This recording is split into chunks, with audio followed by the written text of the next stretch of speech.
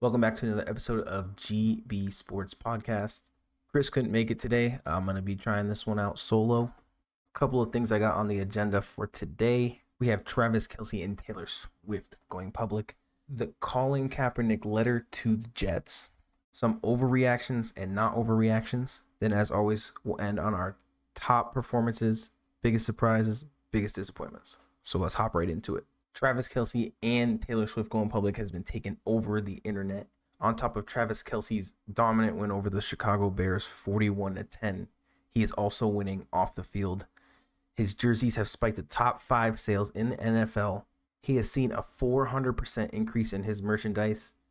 He has gained over 300,000 followers on social media. This is all thanks to the Taylor Swift effect. Jump right into the next topic. We have Colin Kaepernick writing a letter to Joe Douglas of the New York Jets for an opportunity to join their practice squad. As we all know, the Jets are struggling right now, running with Zach Wilson. It's not looking very good for him. So Colin Kaepernick decided to shoot his shot. I feel like this will be a huge struggle for someone who's been out of the league for 5 to 6 years. Although he has said he's been training for the last 5 years from Monday to Friday at 5 in the morning. Still to be out of the game for 5 to 6 years, it's going to be hard to perform even on the practice squad, I'd say. I mean, we saw the same incident kind of with Deshaun Watson before all that shit unraveled with Deshaun Watson. Easily a top 5 quarterback in the league. Him only taking 2 years off.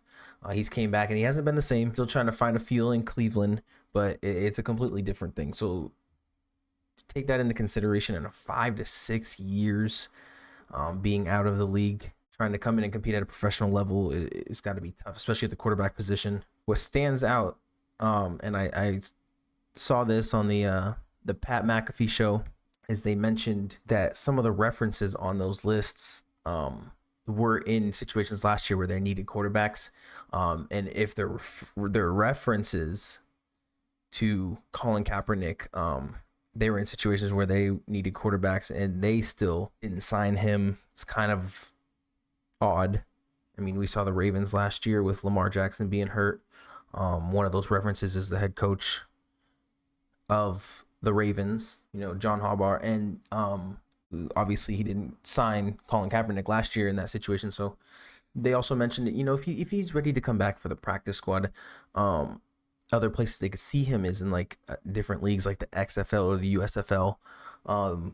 Maybe play there for a little bit, show that you're ready to compete at that level, and you never know, you could be reached out by some of these teams for a shot in the NFL, but it's definitely gonna be difficult for someone to come off of 5-6 years out of playing professional football to try to get back into that groove. It's just difficult.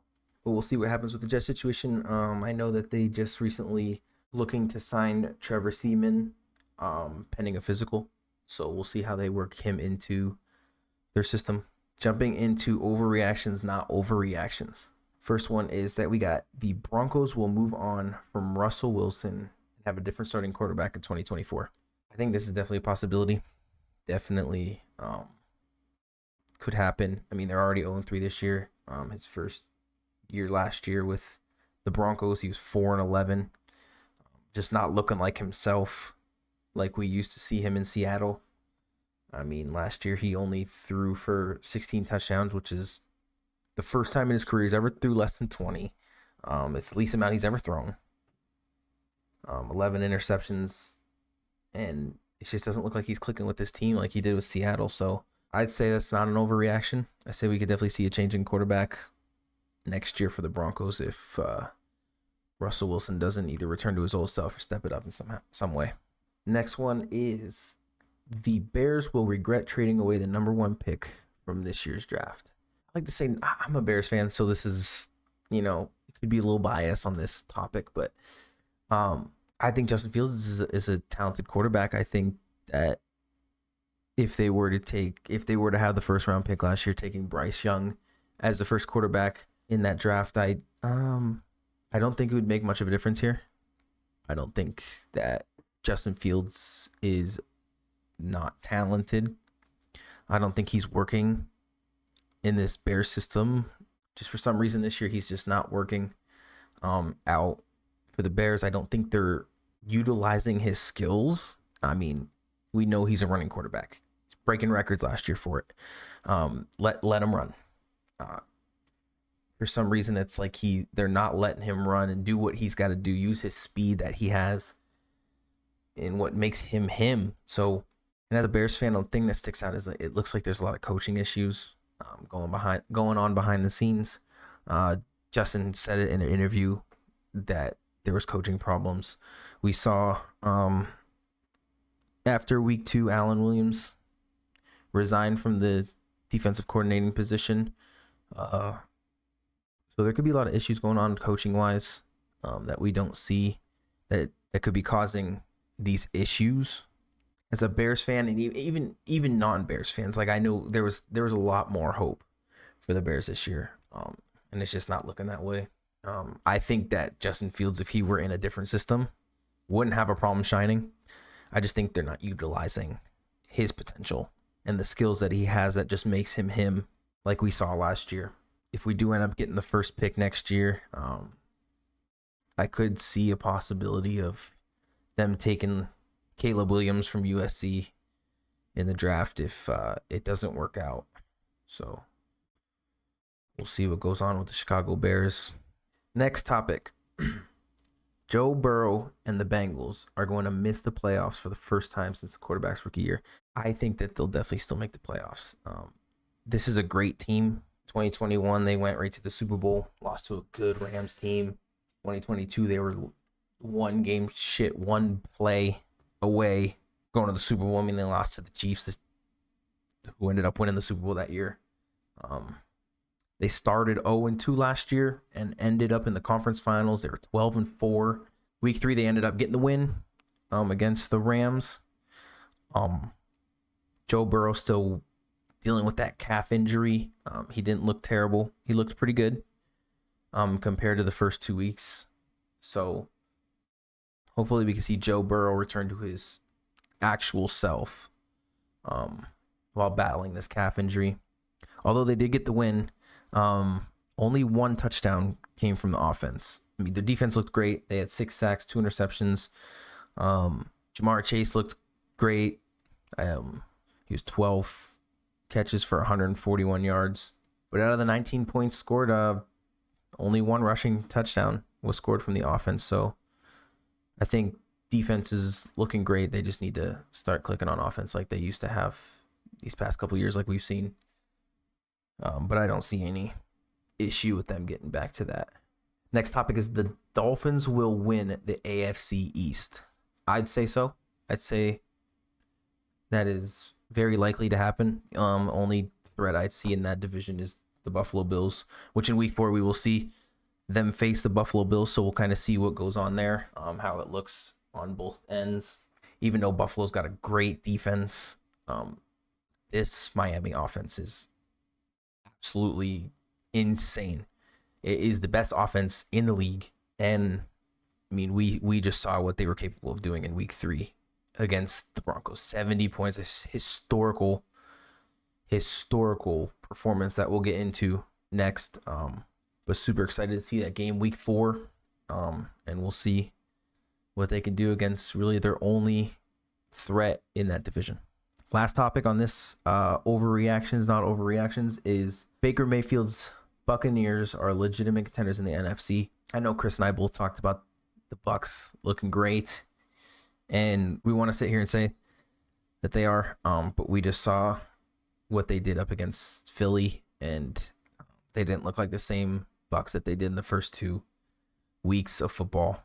I mean, Philly's defense just tore them apart, and that's one of the contenders that they'll have to go against in the NFC is Philly, and Philly just looked a lot better than they did. We saw them in week 1 and 2, they played the Bears and the Vikings, who both 0-3. This was their true test against one of the contenders in the NFC, and hopefully it didn't show the true side of the Buccaneers. Hopefully they can shake this, but this is just some type of things that they got to get through if they're gonna want to be contenders on the NFC, especially with teams like Philly, Dallas, and the 49ers, tough teams in the NFC. So, all right, moving on to top performances, and this should go without being said. The top performance that I had here, and I'm sure Chris would have had it too, is the Miami Dolphins. Absolutely historical performance that we saw. 70 points scored, which is tied for the second most in single game in NFL history. Is the most points scored since 1966. 726 total yards, which is also tied for second most points in NFL history. 10 total touchdowns. They are the fourth team to score 10 total touchdowns. That is including playoffs. And then they had 3 players that combined for 9 touchdowns. Absolutely historical performance. Showed why they are the best offense and possibly the best team in the league. All right, ending on biggest surprises, biggest disappointments. My biggest surprise from week 3 was the Texans win 37-17 over the Jags. And CJ Stroud looked great. I mean, he was getting the ball where he needed to be. He was 20 for 30 for 280 yards, 2 touchdowns. He found Tank Dell 5 for 145 yards and a touchdown. I mean, they just looked really good. I still think the Texans need a lot of work to do, but I mean, I think they're heading in the right direction. This quarterback looks real good. I think they got something special here with CJ. I mean, if you just watch the game, he just looked great. He got the ball where it needed to go. Offensive line gave him a lot of time. And even when he didn't have that time, he could find himself scrambling, being a little more mobile and still getting the ball where he needed to be. I mean, he looked real good. And my biggest disappointment from week 3 is going to have to be the Dallas Cowboys. The last couple of podcasts, you guys know I preached these Dallas Cowboys. Had them high praise, one of the best teams in the league. Wouldn't have guessed that in week 3 against Arizona. 28-16 loss to the Cardinals just blew my mind. Dak wasn't looking great. I mean, this is one of the best defenses in the league, and to let a team like Arizona score 28 points on you just blows my mind. This is the first game without Trevon Diggs. He's going to be out for the season with an ACL tear. But with a defense like this, one player shouldn't take away from just the whole defense. I don't know if it was just a bad week, but he is a main part. He was a main part of that defense, but I mean, this defense still should have no problems being one of the best defenses in the league, especially against Arizona with Joshua Dobbs, 17 for 21, 189 yards, 1 touchdown. But Arizona's run game just absolutely destroyed this defense. Over 200 yards, 2 rushing touchdowns, 400 total yards against Dallas. Defense is just mind-blowing to me. Very disappointed in the Cowboys. Hopefully they can shake it because I thought they were one of the best teams in the NFC. So we'll see what's going on with them moving forward. All right, guys, that about wraps up this week's podcast. A little short one today since I did go solo on this one, but still wanted to get that out for you guys. So thanks for tuning in. I appreciate everybody that's listening. Don't forget to follow us on all of our social medias, and we'll catch you guys in the next one.